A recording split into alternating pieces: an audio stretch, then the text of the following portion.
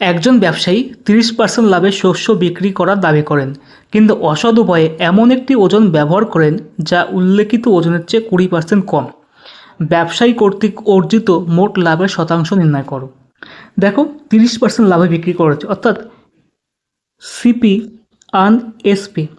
CP ছিল 100 টাকা, 30% লাভে বিক্রি করেছে মানে কি 130 টাকায় সে বিক্রি করেছে।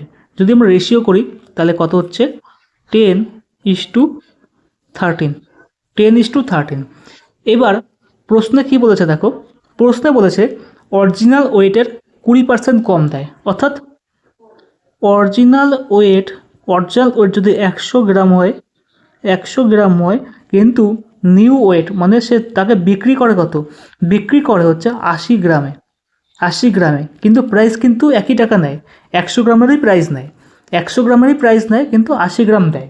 তাহলে প্রাইস সবসময় ওয়েটের বিপরীত হয়, অর্থাৎ এখানে যদি আমরা রেশিও বের করি 4×80, 5×100, তাহলে 5:4 বেরোলো আমাদের ওয়েটের রেশিও।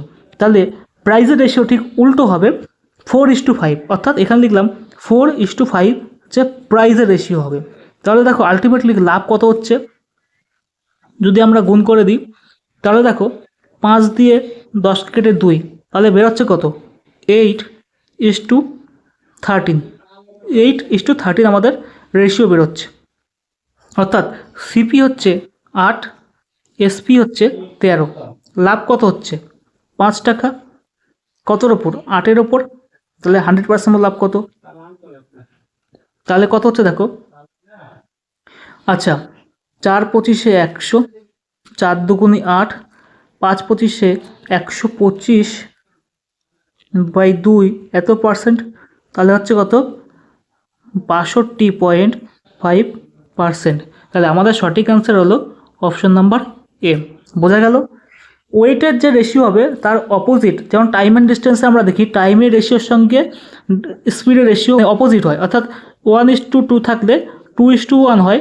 একই রকম ওয়েটের সঙ্গে প্রাইসের রেশিও একই রকম সম্পর্ক। বোঝা গেল? এটা তোমাদের মাথায় রাখতে হবে।